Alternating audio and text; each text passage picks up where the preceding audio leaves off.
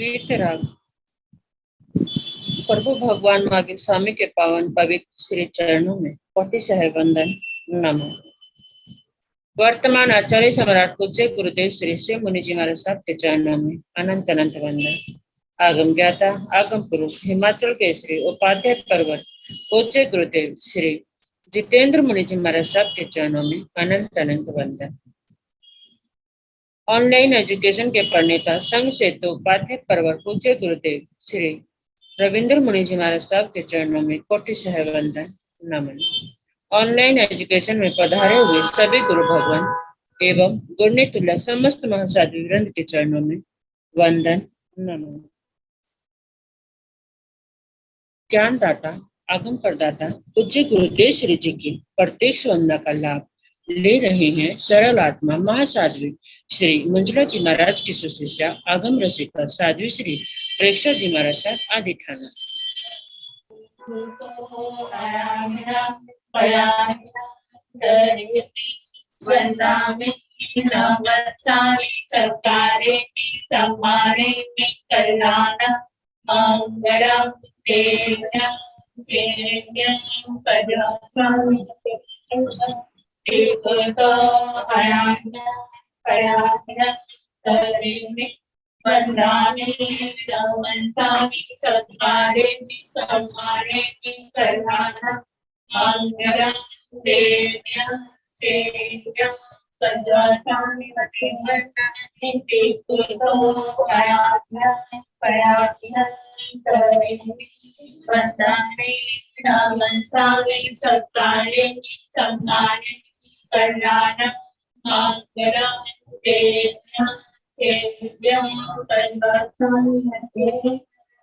शोक साता जी।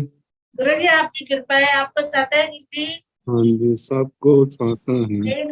बहुत कृपा बहुत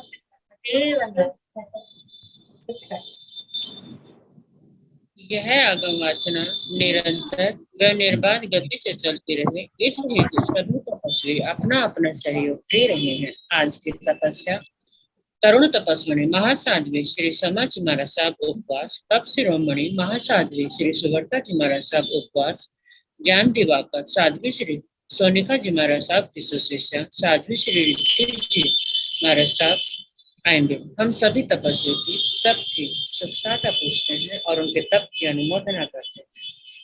अब हम पूज्य गुरुदेव श्री जी से करबद्ध प्रार्थना करते हैं कि आप अपनी अमृत निर्वाणी से हमें कृतार्थ करें। पधारे गुरुदेव, मथे वंदन। सुखसाता गुरुदेव। हाँ जी।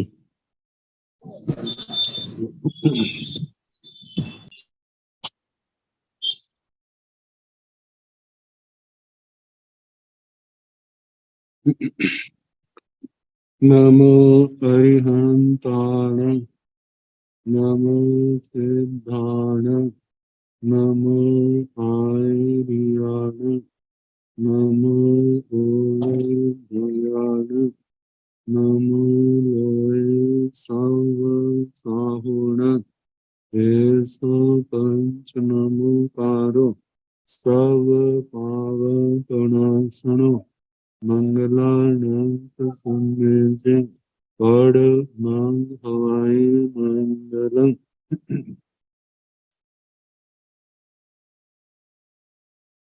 जिन शासन जिन वाणी सदा जयवंत हो, श्रमण संग सदा अविचल मंगल हो। मुक्ति को प्राप्त श्रमण भगवान महावीर स्वामी, उनकी परम पावन कल्याणी भागवती वाणी वाचक प्रमुख श्री इंद्र भूति गौतम आदि गणधर भगवंत, युग प्रधानाचार्य परम पूज्य श्री सुधर्मा स्वामी जी महाराज, उनकी परम पावन पाठ परंपरा वर्तमान आचार्य ध्यान योगी परम पूज्य श्री शिव मुनि जी महाराज एवं गुरुजन सबके पावन चरण सरोजों में मेरा अनंत अनंत बार वंदना नमस्कार। आगम परिषद में विराजमान वरिष्ठ मुनिराज अन्य मुनिवृंद, परमादरणीय भगवती स्वरूपा महासाध्वी। श्री स्थानम सूत्र की वाचना प्रारंभ है। शनिवार को चतुर्थ स्थान का चतुर्थ उद्देशक समाप्त हुआ। अब पांचवा स्थान प्रारंभ होगा, तो इसमें पांच पांच की बातों का संग्रह। तो इसमें सबसे पहले 5 महाव्रत और 5 अनुव्रतों का वर्णन आ रहा है। पंच महबया पणता तंजहा सब्बाओ पाणाई वायाओ बेरमण याव सब्बाओ परिगहाओ बेरमण पंचाणुवया पणता तंजहा थूलाओ पाणाई वायाओ बेरमण थूलाओ मूसा वायाओ बेरमण थूलाओ अदिन्ना दानाओ बेरमण सदार संतोषे इच्छा परिमाणे।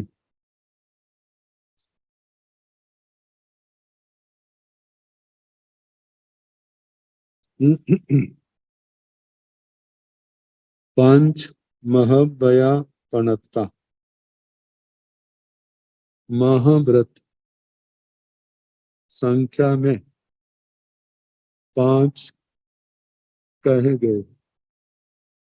कंजहा जैसे कि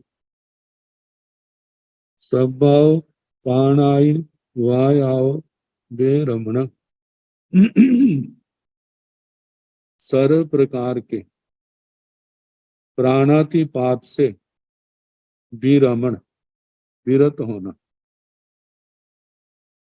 जहाँ पर सब्बाओ पाणाई वाया पांचवी विभक्ति का एक वचन, तो बेरमणम विरमणम विरत होना। प्राणातिपात इससे अलग होना। अलग होने में पांचवी विभक्ति का प्रयोग किया जाता। तो सब्बाओ पाणाई वायाओ बेरम जितने भी प्रकार का प्राणातिपात, समस्त जितने संसार के जीव हैं उनके प्राणों का अतिपात, जो संसार के जीव जानकर या अनजानेपन में करते हैं या होता है, उससे विरत होना। महाव्रत का रूप तभी बनता है जब 3 कर्ण 3 योग से आत्मा इससे निवृत्त होता है। जहां पर प्राणातिपात शब्द का प्रयोग हुआ, आत्मा का तो घात नहीं होता, आत्मा का तो मरना नहीं होता, आत्मा का तो जन्म नहीं होता, लेकिन प्राणों का विनाश समय समय पर जीव करते भी हैं और होता भी। कहा जाता है एक तो किसी भी प्राण की स्थिति जितनी है वो समाप्त हुई है और उसके कारण से जीव ने भव को पूर्ण किया है, जब वो स्वयं बीमारी आदि के द्वारा नष्ट हुआ, उसको न ग्रहण करके जहां पर जब अपने प्रमाद के कारण किसी के प्राणों को नष्ट करता है, जो 10 प्रकार के प्राण हैं, श्रोत्र इंद्रिय बल प्राण, चक्षु इंद्रिय बल प्राण, घ्राण इंद्रिय बल प्राण, रसना इंद्रिय बल प्राण, स्पर्श इंद्रिय बल प्राण, मन बल प्राण, वचन बल प्राण, काय बल प्राण, श्वासोश्वास बल प्राण और आयुष्य बल प्राण। इनका जो विनाश है उससे विरत होना, किसी भी प्राणी के प्राणों के विनाश से विरत होना 3 कर्ण 3 योग से, वही महाव्रत कहा जाता है। तो सर्व प्रकार के प्राणातिपात से विरमण, ये पहला महाव्रत। अब दूसरा है थूलाओ जाव, जाव शब्द दिया है। सब्बाओ मूसा वायाओ वीरम, जितने भी प्रकार का मृषावाद, असत्य वचन है, असत्य वचन जो उससे विरमण कर, उससे विरत होना। किसी भी प्रकार का असत्य वचन नहीं बोलना। कहा जाता है एक व्यवहारिक असत्य है, एक निश्चय असत्य। व्यवहारिक जो लोक में प्राय करके प्रयोग होता है, आपने ये काम किया है, नहीं किया है, तो किया है तो कह देना नहीं किया, नहीं किया है तो कह देना कह दिया, ना किया है। आपने ऐसा कहा था, कह दिया नहीं कहा था, नहीं कहा था, कह दिया कहा था। ये व्यवहार व्यवहार में आता है। निश्चय में जो असत्य है मृषावाद, जिन वाणी से विपरीत बोलना, सिद्धांत शास्त्रों से, आगमों से विपरीत बोलना, विपरीत प्ररूपणा करना। कहा जाता है कोई भी मृषावाद भयंकर तो है, लेकिन ये आगम से विरुद्ध बोलना, ये तो महा भयानक है, दुर्लभ बुद्धि पने का कारण। तो दूसरा महाव्रत है सर्व प्रकार के, चाहे वो लौकिक असत्य हो, चाहे वो लोकोत्तर असत्य हो, इन सब से निवृत्त होना। तो सर्व प्रकार के मृषावाद से विरत होना, सर्व प्रकार के मृषावाद का परित्याग करना, ये दूसरा महाव्रत। तीसरा है सब्बाव अदिन्ना दानाव वेरम, सर्व प्रकार का अदत्ता दान। अदत्त जो वस्तु दी नहीं, नहीं दी गई, जो अदत्त है, किसी के द्वारा दी नहीं गई, उसका आदान ग्रहण करना, वो अदत्ता दान है। दत्ता दान जो किसी ने दिया और उसको ग्रहण किया, वह है दत्ता दान। और जो किसी के द्वारा दिया नहीं गया, दूसरे के अधिकार में है, उसको ग्रहण करना अदत्ता दान। तो कहा जाता है छोटे तिनके से भी लेकर के बड़ी वस्तु तक, कोई भी वस्तु साधु साध्वी को आवश्यकता पड़ती है, तो उसके स्वामी के, उसकी अनुज्ञा लेकर के, आज्ञा लेकर के वो वस्तु कल्पनीय है, साधु जीवन के अनुकूल है, गुरुओं की आज्ञा है, भगवान की आज्ञा है, तो ग्रहण कर सकता है। यदि भगवान गुरुओं की आज्ञा नहीं है, तो कहा जाता है चाहे वो अचित भी वस्तु क्यों ना हो, वो गृहस्थ देता भी क्यों ना हो, तो भी उसको ग्रहण नहीं करना। तो कहा जाता है जो अदत्त वस्तु है, जो दूसरे के द्वारा दी गई नहीं गई, तो उसका ग्रहण करना वह अदत्ता दान है। तो तीसरे महाव्रत में कहा कि सब्बाओ अदिन्ना दानाओ वेरमणम, जितने भी प्रकार का अदत्त वस्तुओं का ग्रहण है, उससे विरत होना, उसका परित्याग करना, तीन कारण तीन योग से, ये तीसरा महाव्रत है। और चौथा है सब्बाव विहुणाव वे रमण, सर्व प्रकार के मैथुन से विरत होना। कहा जाता है न प्रकार का उदारिक संबंधी, न प्रकार का वैक्रिय संबंधी। उदारिक शरीरों में मनुष्य संबंधी, त्रियंच संबंधी, वैक्रिय शरीरों के वैक्रिय से संबंधित, देव देवी संबंधी, जितने भी प्रकार का है, मतलब नौ नौ प्रकार का हो जाता है मैथुन। सेवन करना, कराना, करते को अच्छा जानना, मन से, वचन से, काया से। उदारिक शरीर संबंधी, वैक्रिय शरीर संबंधी 18 प्रकार का हो जाता है। तो कहा जाता है इस सब 18 प्रकार के कुशील का, मैथुन का, तीन कर्ण तीन योग से परित्याग करना, ये चौथा महाव्रत है। और पांचवा है सब्बाव परिगाव वेरुण, जितना भी परिग्रह है, कहा जाता है साधु जीवन के जो उपयोगी उपकर, बस्तर पात्र उपकरण आदि है, जो मर्यादा है उसके अनुसार उसके अनुसार ग्रहण करना जो भगवान गुरुओं की आज्ञा है, और उसके अतिरिक्त जो है वो सारे का सारा परित्याग करना। जो वर्तमान अपने पास है उसके प्रति भी आसक्ति का त्याग करना, और जो आवश्यकता से अतिरिक्त है, गुरुओं के द्वारा जो अनुज्ञात नहीं है, उस सब प्रकार के परिग्रह का परित्याग करना। ये क्या है? पांचवा महाव्रत, सद्भाव परिगहाव विरमणम, सर्व प्रकार के परिग्रह से विरत होना। तो इस प्रकार 5 महाव्रतों का वर्णन हुआ।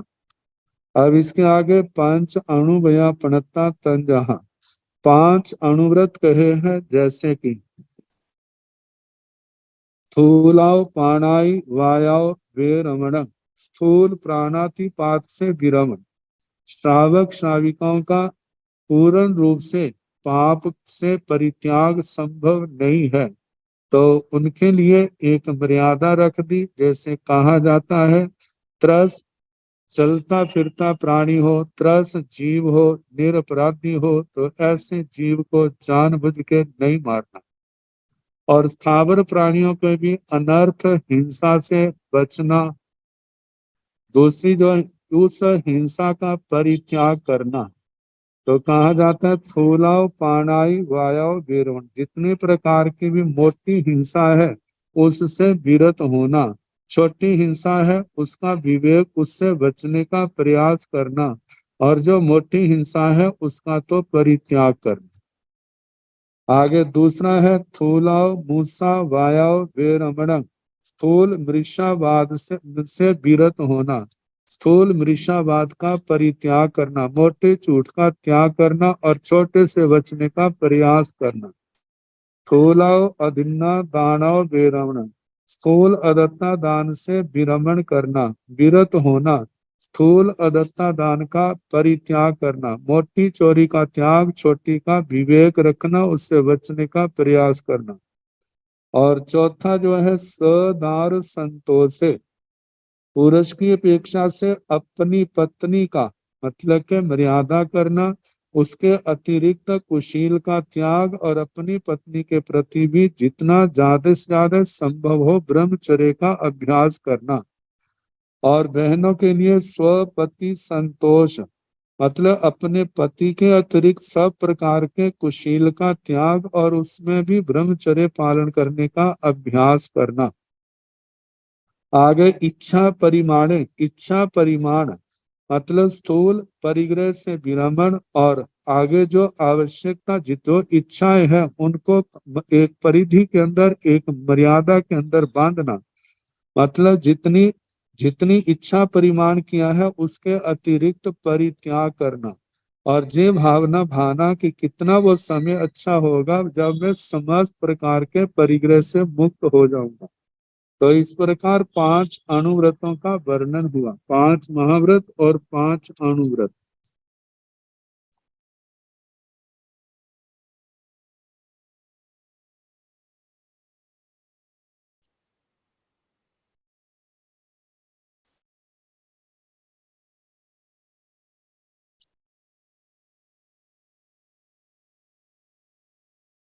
अब इसके आगे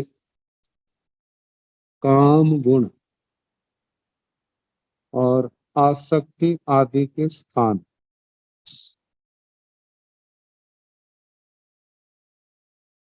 पंच बन्ना पणत्ता तंजाह किणः नीला लोहिया आलिद्दा सुखीला। पंच रसा पणत्ता तंजाह तित्ता जाव महुरा। पांच काम गुणा पणत्ता तंजाह सद्दा रूपा गंधा रसा पासा। पांचहि ठाणे जीवा सज्जन्ति तंजाह सद्देहि जाव आसे। एवं रज्जन्ति मुच्छन्ति गिज्झन्ति अज्जोवज्जन्ति।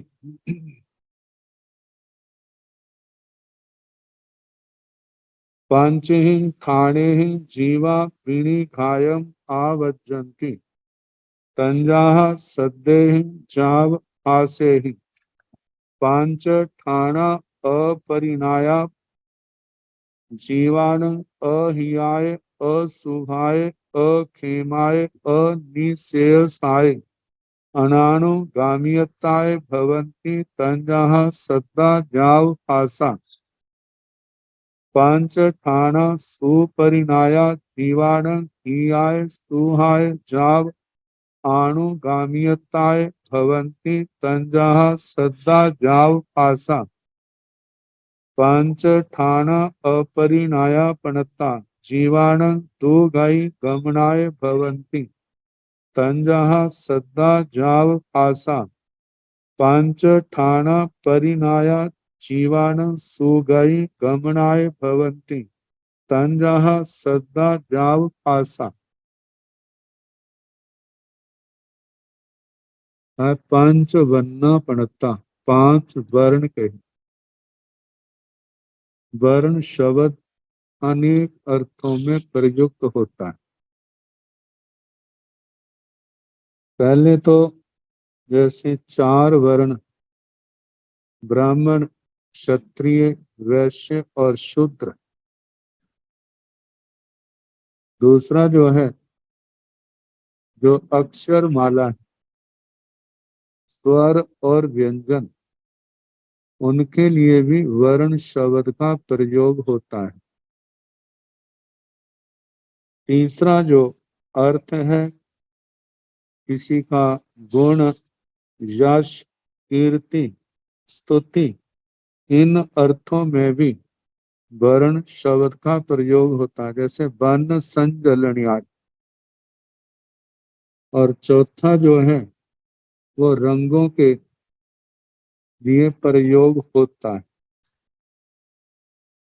तो चक्षु इंद्रिय के पांच विषय, पांच वर्ण, पांच रंग जो आते हैं, पांच वर्णा पणता, पांच वर्ण कहे।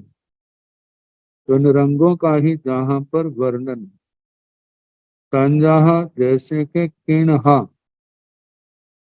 कृष्ण वर्ण जो काले रंग के लिए आता है। नीला, नील वर्ण जो नीले वर्ण के लिए आता है।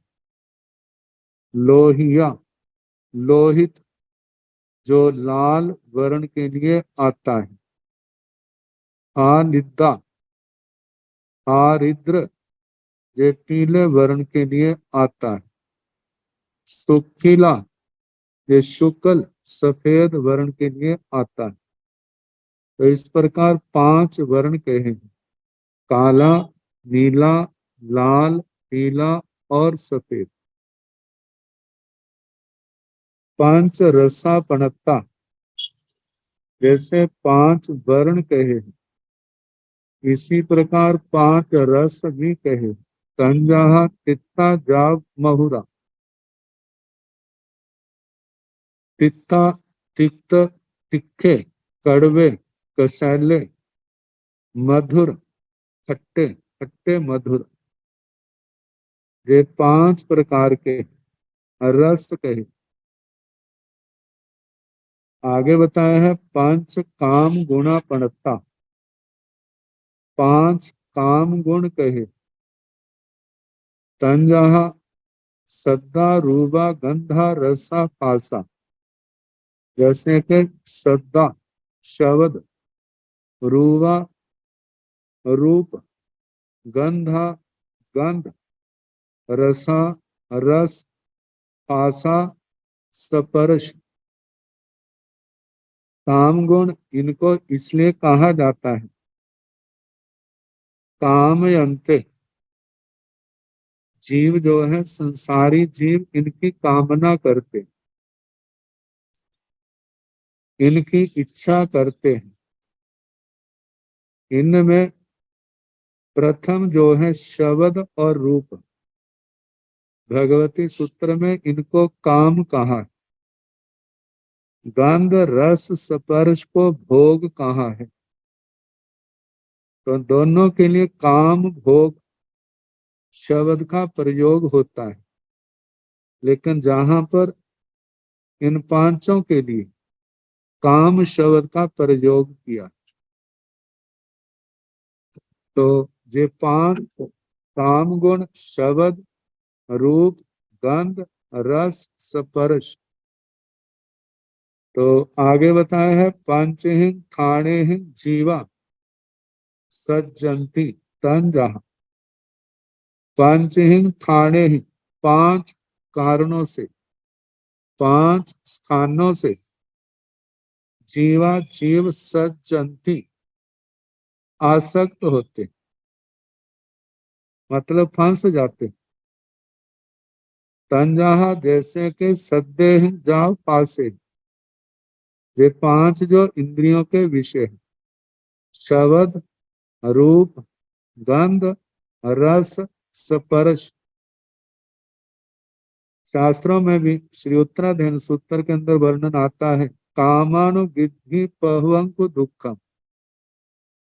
जितने भी संसार के दुख हैं ये काम गृद्धि के कारण ही पैदा हुए। जब जब आत्मा स्वभाव से विभाव में आता है, इन विषयों की ओर आकृष्ट होता है, फिर उसके लिए अनेक प्रकार के छल, प्रपंच, पाप इनका आचरण करता है। कहा जाता है इन विषयों से आत्मा की तृप्ति तो नहीं होती, जिस पुण्य के कारण से मिलते हैं वो समाप्त हो जाते हैं और पाप कर्म इकट्ठे कर लेते हैं। और उसके बाद जीवों के दुखों की श्रृंखला जो है शुरू हो जाती है।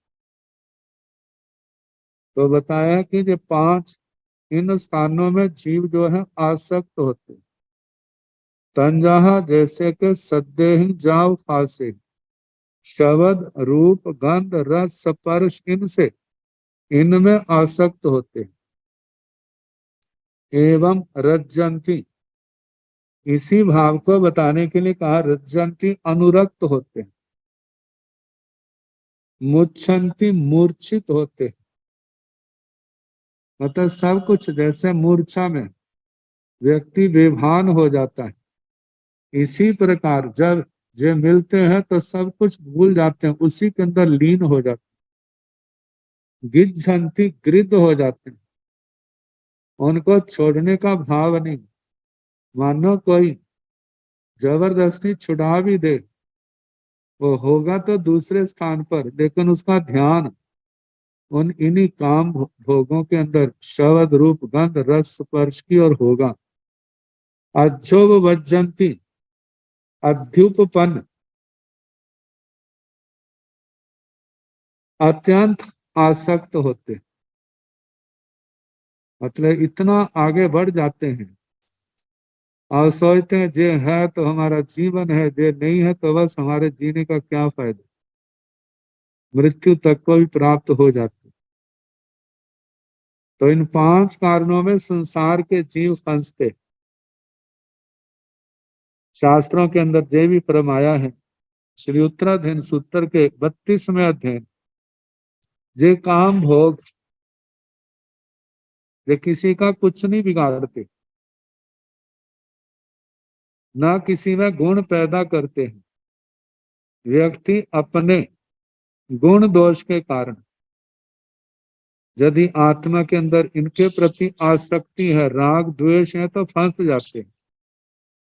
लेकिन जो आत्मा बीत राग भाव में है, ये गुण उनका कुछ भी बिगाड़ते नहीं। मतलब व्यक्ति अपने राग द्वेष के भावों से इनके अंदर उलझ जाता है और फंस जाता है, दुर्गतियों की तैयारी कर लेता है, संसार में भटकता है। तो कहा इन 5 कारणों में जीव आसक्त होते हैं। आगे फिर कहा जा रहा है पंचहिं ठाणेहिं जीवा बिणि घायम आवज्जन्ति तन जहा सद्देहिं जाव फासे। इन 5 स्थानों में, इन 5 स्थानों के सेवन से ही जीवा जीव बिणि घायम, बिनि घात, बिनि घात का मतलब विनाश, उसको प्राप्त आवज्जन्ति आपद्यन्ते प्राप्नुवन्ति प्राप्त होते। विनाश को प्राप्त होते हैं। तन जहाँ जैसे कि सद्देह जा पासे, वही पांच काम गुण शब्द रूप गंध रस स्पर्श। फिर आगे बताया जा रहा है ऐसे इन पांच काम गुणों कैसे विनाश को प्राप्त होते हैं। तो इसके संबंध में कहा जाता है एक दृष्टांत के रूप में, रक्त शब्द हरिण, हिरण शब्द में अनुरक्त है। स्पर्शे नागो, हाथी स्पर्श में। रसे च वारी चरण, रस में मछलियां आदि। कृपण पतंगो रूपे, कृपण अज्ञानी वो पतंगा रूप में। भुजगो गंधे, सर्प गंध में। ननु विनष्ट है, मतलब जो एक एक प्राणी एक एक विषय में अनुरक्त है और उस अनुरक्ति के कारण से वो क्या हो गए, विनष्ट हो गए। कहते जो पंच सुरक्ता पंच विनष्टा जत्रा गृहित परमार्था। कहते जो हिरण, हाथी, मछली, पतंगा, सर्प, इन्होंने अगृहित परमार्था, इन्होंने परमार्थ को प्राप्त नहीं किया, इनको समझ नहीं है। इसलिए पंचसु रखता, इन पांचों विषयों में रक्त होने के कारण क्या हो गए, ये पांचों ही विनष्ट हो गए।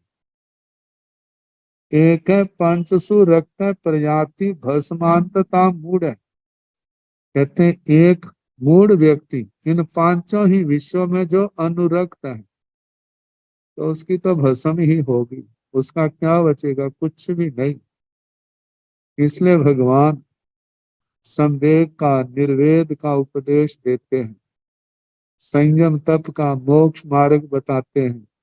यदि उन शाश्वत सुख की चाहना है, इनको सदा के लिए पार करना है तो इनसे पीछे हटे।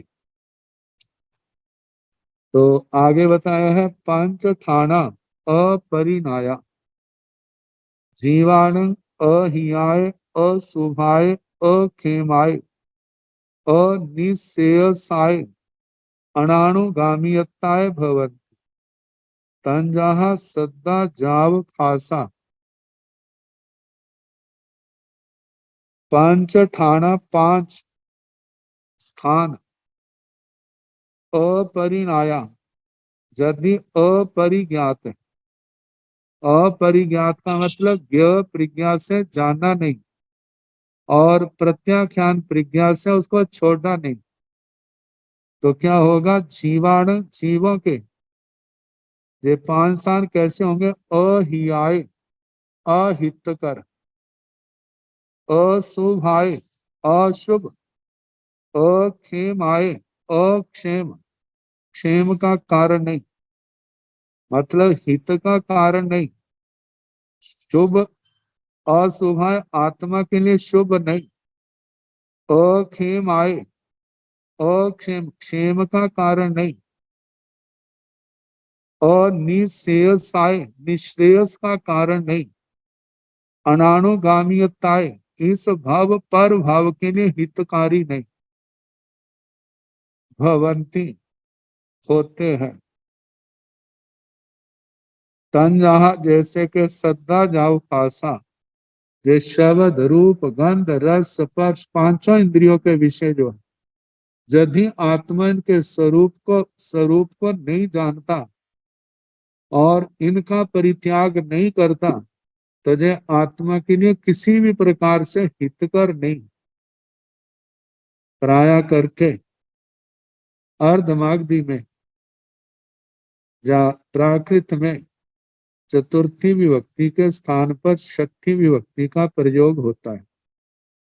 लेकिन जहां पर जो शब्द आए अहियाय अशुभाय अखेमाय अनिश्रेयसाय, ये चतुर्थी विभक्ति के एक वचन का प्रयोग, एक वचन के रूप में जो संस्कृत के रूप में जैसे संस्कृत में प्रयोग होता है, ऐसे जहां पर केवल कुछ अंतर है अक्षरों का जो संस्कृत से प्राकृत में बने।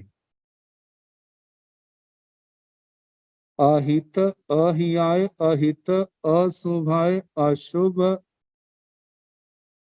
अखेमाय जो आत्मा के लिए क्षेम कारक नहीं, अनिश्रेयसाय जो निश्रेयस मोक्ष का कारण नहीं, अनानुगामिकताय अनानुगामिकता पर भव में साथ जाने वाला और उसमें हितकारी नहीं, मतलब पर भव के लिए कल्याणकारी नहीं। तो ये 5 इंद्रियों के विषय है, शब्द, रूप, गंध, रस, स्पर्श। अब इसके आगे कहा है कि पांच ठाना सुपरिणाया जीवाण हियाय सुहाय जाव आनुगाम्यताय भवंती तन जहां सदा जाव आशा। 5 ठाना 5 स्थान, सुपरिणाया सुपरिज्ञात। सुपरिज्ञात क्या है? अच्छी तरह से परिज्ञात, मतलब जिन्होंने ज्ञ प्रज्ञा से जाना इनके स्वरूप को और इनका जो प्रयोग है, इनके प्रति आसक्ति वृद्धि भाव जो है वो उसके लिए आत्मा के लिए कैसे है? दुख का कारण है, मतलब कर्म बंध का कारण है, राग द्वेष की वृद्धि का कारण है, कषायों की उत्पत्ति का कारण है। ऐसा जिन्होंने जान लिया है और जानने के बाद प्रत्याख्यान प्रज्ञा के द्वारा जिन्होंने छोड़ दिया, ऐसे सुपरिज्ञात जीवाणु जीवों के लिए हियाय हितकर, सुहाय शुभ, हेमाय क्षेम कारक, निशेषाय निश्रेयस का कारण और अनुगामियाताय अनुगामी इस भव पर भव में आत्मा के लिए हितकारी कल्याणकारी भवंती होते हैं। तंजहा जैसे के सद्दा जाव आशा, शब्द, रूप, गंध, रस, स्पर्श। शास्त्रों के अंदर वर्णन आता है जब हम इंद्रियों का प्रयोग करें, देख सुन रहे हैं, देख रहे हैं, हमारे जो सूंघने में आता है, स्वाद में आता है, स्पर्श में आता है, इससे कोई बच नहीं सकता। लेकिन कहा जाता है पहले तो जो तड़क भड़क वाले इंद्रियों के विषय है उनसे तो बचना ही चाहिए, और सामान्य जो अपने ग्रहण करने में आते हैं उनके प्रति जो राग द्वेष है उसका निग्रह करना चाहिए। जो चित्त में आत्मा में चंचलता पैदा करने वाले हैं उनसे बचते नहीं है, तो आत्मा के लिए ये संकेत अच्छे नहीं है। और जो वस्तुएं भिक्षा वृत्ति के द्वारा जो हमारे ग्रहण करने में आती है तो उनके प्रति राग द्वेष का निग्रह करना, उस ओर से अपने आप आसक्ति से बचना और अपने आप को स्वाध्याय धर्म क्रिया में लगाए रखना, ताकि आत्मा जो है इस अनर्थ से बचा रहे। तो कहा जो आत्मा इनको ज्ञ प्रज्ञा से जान करके प्रत्याख्यान प्रज्ञा से इनका परित्याग कर देता है, उनके लिए हितकर है, सुखकर है, क्षेम कारक। क्षेम कारक, क्षेम का आता है योग क्षेम, 2 शब्द आते हैं। योग आता है जो वस्तु अपने को प्राप्त नहीं है उसका प्राप्त होना, और क्षेम आता है जो प्राप्त है उसकी रक्षा करना। तो कहा जाता है अखेमाय, और जो आत्मा को क्षोभम के कारण से जो धर्म संपदा मिली है, तो कहा जाता है यदि उसने इंद्रियों के विषयों को नहीं छोड़ा है तो उसके लिए वो सुरक्षित नहीं रहेगी, और यदि इंद्रियों के विषयों से अपने आप को बचाया है तो ये प्राप्त आध्यात्मिक संपत्ति जो है वो उसकी सुरक्षित रहेगी। तो खेम आए क्षेम कारक, आगे अनुगा निश्रेयस आए निश्रेयस का कारण। निश्रेयस का मतलब सिद्ध गति का प्राप्त होना, उसका हेतु है। 2 शब्द आते हैं निश्रेयस और प्रेयस। प्रेयस तो है संसार का पक्ष, जो इंद्रियों के विषय होने के कारण से प्रिय लगते हैं, और कहा जाता है कि संसार वृद्धि का कारण है। और निश्रेयस का कारण तप, संयम आदि जो है ये आत्मा को रुखे कड़वे तो लगते हैं, लेकिन इनका परिणाम जो है वो अनंत मधुर है। तो कहा जाता है पांचों इंद्रियों के विषयों का परित्याग जो है वो निश्रेयस का कारण है।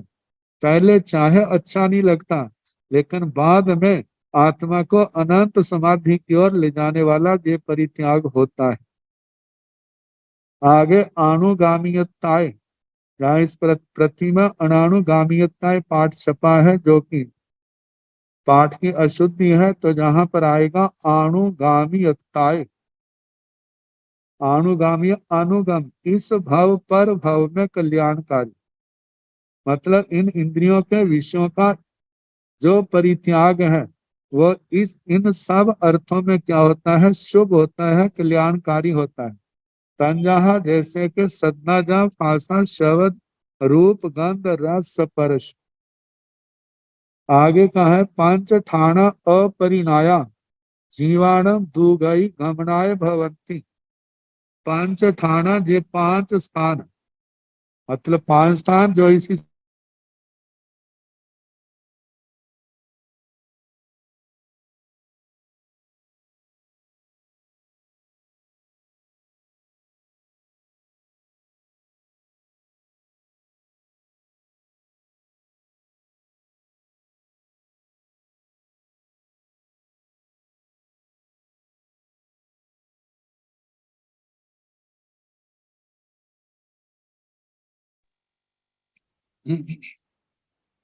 ये पांच स्थान जीवाणु मतलब अपरिज्ञात, अपरिज्ञात जिन्होंने ज्ञ प्रज्ञा से जानना नहीं, प्रत्याख्यान प्रज्ञा से छोड़ना नहीं, उनके लिए, जो उन जीवों के लिए दुगई गमनाय भवंती, दुर्गति में जाने के लिए, जाने के कारण होते हैं। तंजहा जैसे के वो पांच स्थान कौन से, जही सत्ता, जाव, पासा, शब्द, रूप, गंध, रस, स्पर्श। पंच ठाना परिणाया जीवाणु सुगई गमनाय भवंती। तंजहा सद्दा जाव पासा, ये पांच स्थान, पंच ठाना पांच स्थान, परिणाया परिज्ञात, परिज्ञात ज्ञ प्रज्ञा से जाना और प्रत्याख्यान प्रज्ञा से छोड़ा। तो ऐसे जो है जीवाणु जीवों के लिए सुगई गमनाय भवंती, सदगति में गमन का हेतु होते हैं। तंजहा जैसे के सद्दा जाव पासा, शब्द, रूप, गंध, रस और स्पर्श।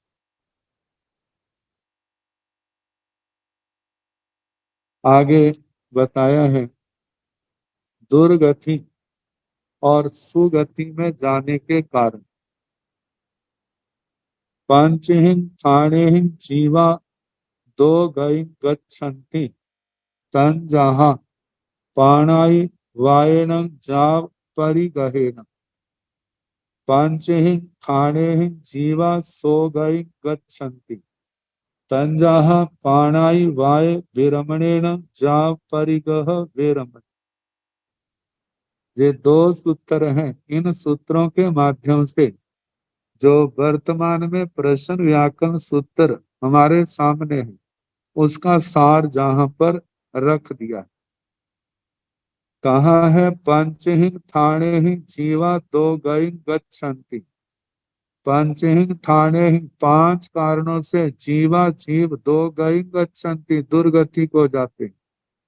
पांच कारणों का सेवन करने से जीव दुर्गति को जाते हैं, संसार को बढ़ाते हैं। जन्म मरण की यात्रा अत्यंत अनंत दुखमय बनती है। तो वे पांच कारण कौन से हैं? तंजहा जैसे कि पाणाई वायण सा परिगहे, प्राणातिपात से, जीवों के प्राणों का विनाश करने से। मूसा वायण, मृषावाद से, झूठ बोलने से। अदिन्ना दानेन, मतलब अदत्ता दान से। मेहुणेन, मैथुन से। परिगहेन, और परिग्रह से। ये पांचों कारणों का सेवन करने से आत्मा दुर्गति की ओर गमन करता है, दुर्गति का अधिकारी बनता है। और सुगति का कारण बताया है, पंचहिं ठाणे जीवा सो गई गच्छन्ति तंजः पाणाई वाय वेरमणेन जा परिगह वेरमणेन। पंचहिं ठाणे पांच स्थानों से जीवा जीव सो गई गच्छन्ति सदगति को जाते हैं। तंजः जैसे के पाणाई वाय वेरमणेन प्राणातिपात का परित्याग करने से, मूषावाय विरमणेन वृषावाद का परित्याग करने से, वृषावाद का परित्याग करने से, अदिन्ना दान विरमणेन अदत्ता दान का त्याग करने से, मैहुन विरमणेन वेरमणेन मैथुन का परित्याग करने से, और परिग्रह विरमणेन परिग्रह का परित्याग करने से। कहा जाता है जितनी भी आत्मा की साधना है, जब तक इनका परित्याग नहीं करते आत्मा को कहीं सफलता मिलने वाली नहीं है। इन पांच महाव्रतों का गौरव गौरव गाथा कहते हुए भगवान ने इन पांचों महाव्रतों को भगवान का रूप दिया है। देखा जाए तो भगवान तो किसी को भगवान नहीं बना सकते, लेकिन भगवान ने जे जो धर्म का है महाव्रत रूप, मतलब प्राणातिपात आदि आश्रमों का परित्याग करना, और अहिंसा प्राणातिपात विरमण, अहिंसा सत्य स्नेह ब्रह्मचर्य अपरिग्रह है, इन व्रतों का जो उपदेश दिया है, इस उपदेश का पापों का त्याग करना और संवर रूप महाव्रतों का सेवन करने से आत्मा एक दिन भगवान के स्वरूप को प्राप्त हो जाता है। आठों कर्मों के बंधन से सदा सदा के लिए मुक्त हो जाता है।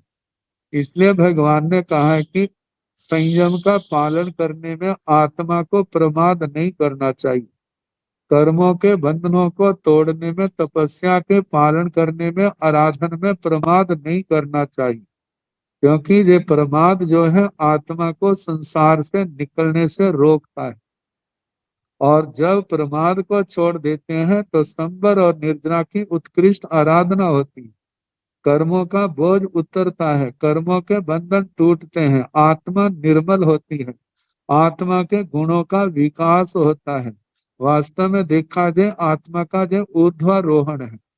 तो इसलिए कहा जाता है पांच कारणों से जीव दुर्गति को जाते हैं और पांच कारणों से आत्मा सुगति को जाती है। आगे कहा है पांच परिमाओ पणत्ताओ तंजाह भद्दा सुभद्दा महाभद्दा सब्बो भद्दा भद्दोत्तर परिमा। पांच परिमाओ पणत्ता पांच प्रतिमाएं कही है साधना विशेष। दूसरे स्थान में भी दो दो करके आई थी, जहां पर भी इनका वर्णन किया जा रहा है। तो पांच प्रतिमाएं कही है तंजाहा, जैसे कि भद्दा भद्रा, सुभद्रा सुभद्रा, महाभद्रा महाभद्रा, सब्बो भद्रा सर्वतो भद्रा, भद्दोत्तर परिमा भद्रोत्तर प्रतिमा।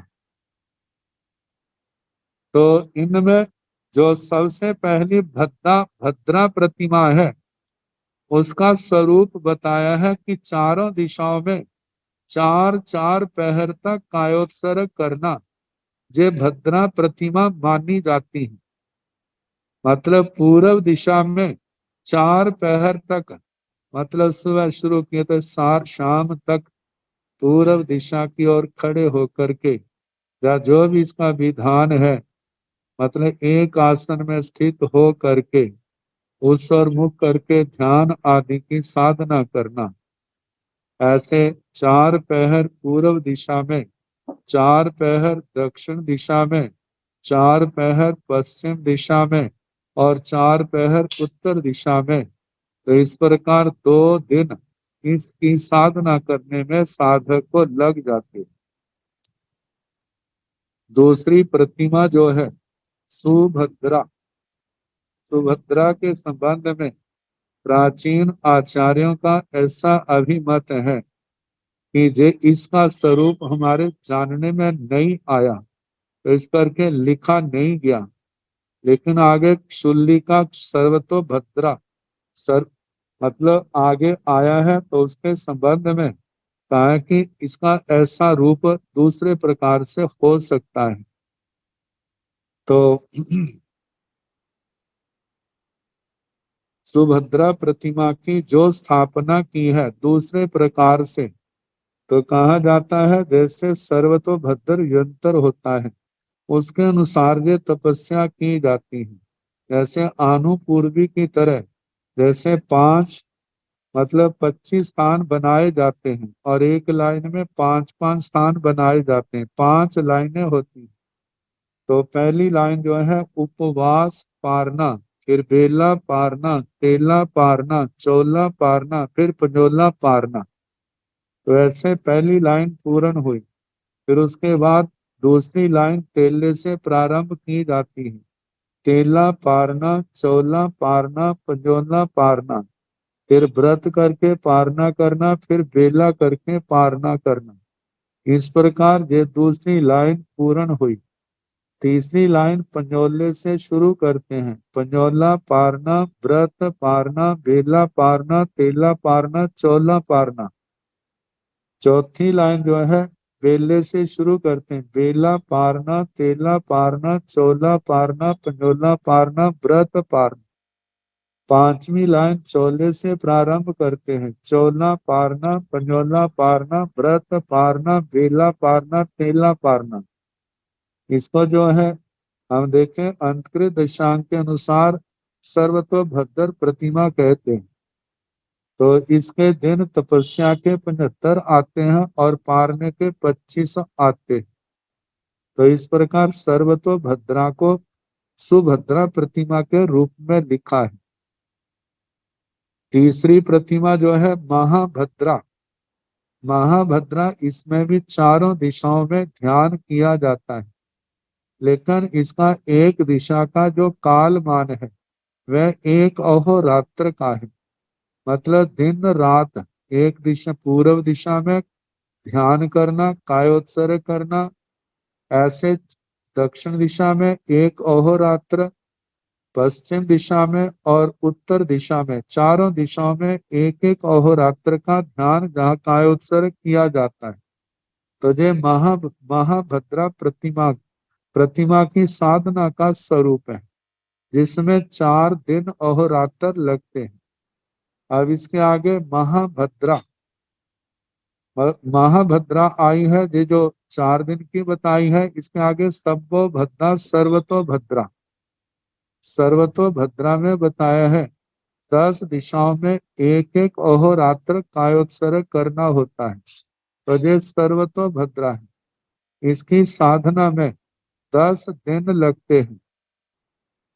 तो मतलब के 10 दिन जो है 4 दिशाओं के, 4 विदिशाओं के, एक अधो दिशा एक ऊर्ध्व दिशा।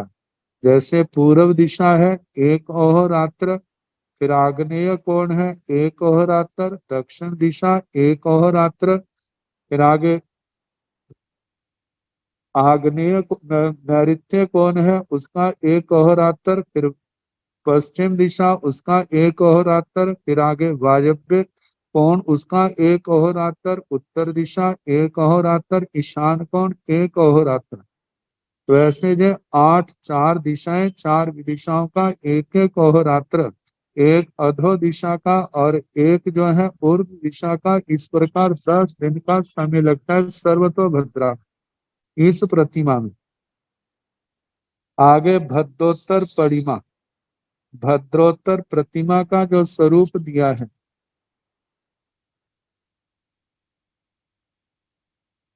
जहां पर टीका में सर्वतोभद्रा का एक रूप दिया है जो सुभद्रा प्रतिमा का कहा, जो 100 दिन में होती है। और इसका दूसरा भेद जो कहा है वह महा महति सर्वतोभद्रा है। तो वैसा ही, लेकिन जहां पर एक एक लाइन में 7-7 घर बनाए जाते हैं और 7 लाइनें, तो जिसमें 1 से लेकर के 7 तक बढ़ा जाता है। और ऐसे जो है पहले 1 से लेकर 7 तक पहली लाइन में तो क्रम से वे ही रूप है। व्रत है, बेला है, तेला है, चोला है, पंजोला है, 6 है, 7 है। दूसरी लाइन चोले से प्रारंभ होती है, 4 दिन का, 5 दिन का, 6 दिन का, 7 दिन का, फिर व्रत बेला तेला। तीसरी लाइन 7 से प्रारंभ होती है, फिर 1 से लेकर 6 तक। चौथी लाइन 3 से प्रारंभ होती है, 3 तेला चोला पंजोला 6 7 व्रत बेला। आगे पांचवी लाइन जो है 6 से प्रारंभ होती है, 6 7 व्रत बेला तेला चोला पंजोला।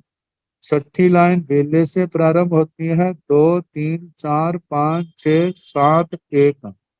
सातवीं लाइन पंजोले से शुरू होती है, 5 6 7 1 2 3 4। इस तपस्या में तपस्या के दिन 196 है और पारने के दिन जो है 49 आते हैं। इसको महती भद्रा प्रतिमा कहा जाता है।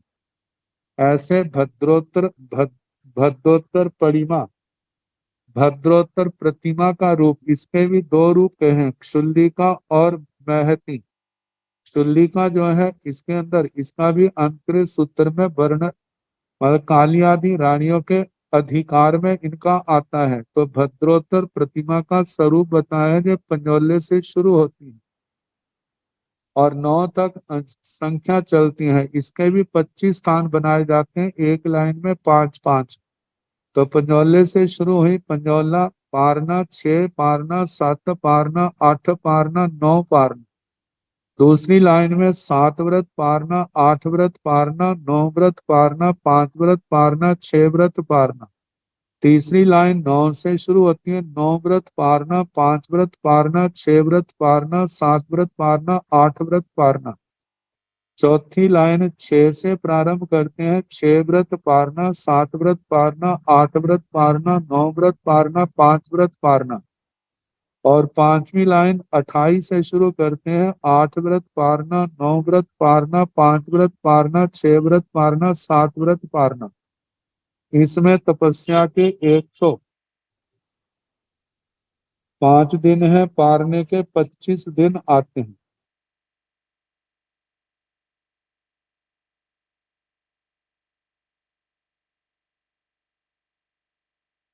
उपवास के कुल 175 दिन है और पारने जो है 25 आते हैं। 200 दिनों में ये अनुष्ठान पूर्ण होता है। 6 मास 20 दिन। और जो महती भद्रोत्तर प्रतिमा है, जहाँ 5 से प्रारंभ करके 11 तक बढ़ा जाता है। तो इसके भी ऐसे हैं, जैसे 7 पहली लाइन में 7 अंक, ऐसे 7वीं तक 7 7 हैं। तो इनका बताया कि महती भद्रोत्तर प्रतिमा 5 उपवास से लेकर 11 उपवास पर्यंत की जाती है। तपस्या के दिन 392 और पारने होते हैं 49 दिन।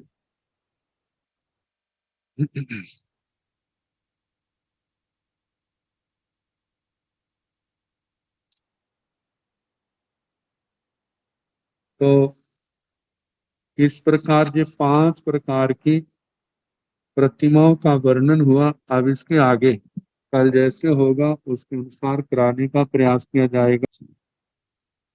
नमो अरिहंताण, नमो सिद्धाण, नमो आयर्याण, नमो ओवधायाण, नमो लोए सब साहुण, ऐसो पंच नमो पारो, सब पाव पणसणो, मंगलानंत संवेश, पड़ मंग हवाई मंगलम, श्री तारी मंगलम, अरिहंता मंगलम, सिद्धा मंगलम, साहु मंगलम, केवली पुनतो धम्मो मंगलम, चतारी लोगोत्तम, अरिहंता लोगोत्तम, सिद्धा लोगोत्तम, साहु लोगोत्तम, केवली पुनतो धम्मो लोगोत्तम, चतारी शरणं पवज्जामि, आर्यहन्ते शरणं पवज्जामि, सिद्धे शरणं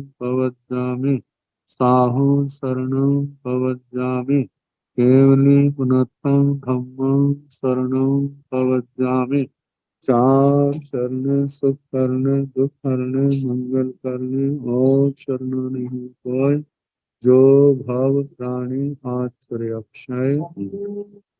सबको यथा योग्य वंदना सुख साथ।